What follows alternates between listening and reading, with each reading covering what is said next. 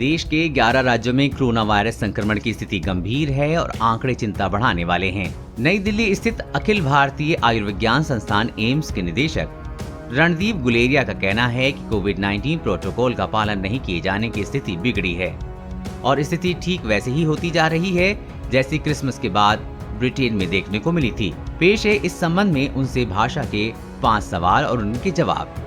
सवाल: कई राज्यों में कोरोना वायरस संक्रमण काफी तेजी से बढ़ रहा है। कुछ राज्यों में स्थिति चिंताजनक है। एक बार संक्रमण के मामले घटने के बाद आई तेजी को आप कैसे देखते हैं? जवाब: कोरोना वायरस संक्रमण के मामले कम होने के बाद लोग सोचने लगे कि कोविड खत्म हो गया है और टीकाकरण शुरू होने के बाद लापरवाही स्पष्ट रूप से सामने आई है।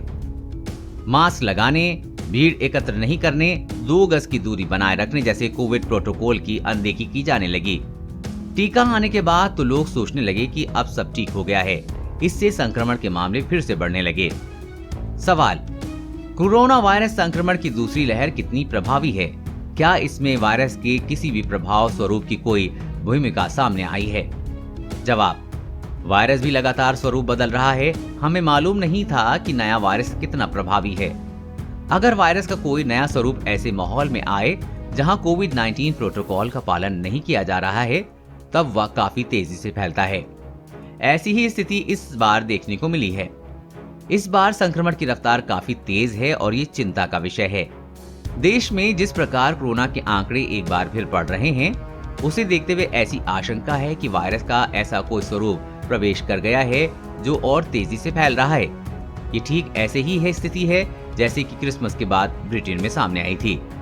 सवाल: कोरोना वायरस के संक्रमण को रोकने के लिए क्या फिर से लॉकडाउन लगाना व्यवहारिक रहेगा?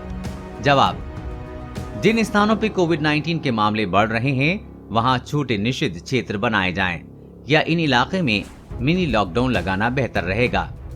इन क्षेत्रों में इस बात पर ध्यान देना होगा कि कोई वहां से बाहर न निकले और न ही कोई अंदर जाए। ये स्थिति 2 हफ्ते तक बनाकर रखनी होगी। ऐसा इसलिए क्योंकि अभी लोग प्रभावित इलाकों में दूसरे क्षेत्रों में जा रहे हैं और संक्रमण फैल रहा है। सवाल: क्या कोरोना वायरस रोधी टीका लगाने के लिए उम्र की बाध्यता समाप्त कर दी जानी चाहिए?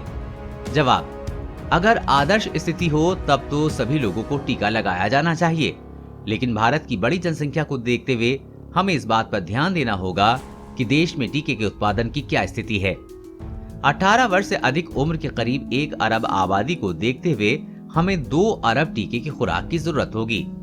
अभी कोविशील्ड और कोवैक्सीन 2 टीके भारत में बन रहे हैं। इतनी बड़ी संख्या में तत्काल टीके उपलब्ध नहीं हैं। टीके के लिए उम्र की बाध्यता समाप्त करने से ऐसे लोगों को टीका देर से लगने की आशंका रहेगी जिन्हें इनके पहले जरूरत है। टीके की उपलब्धता को ध्यान में रखते हुए धीरे धीरे कम उम्र समूह के लोगों के लिए भी खोलना चाहिए।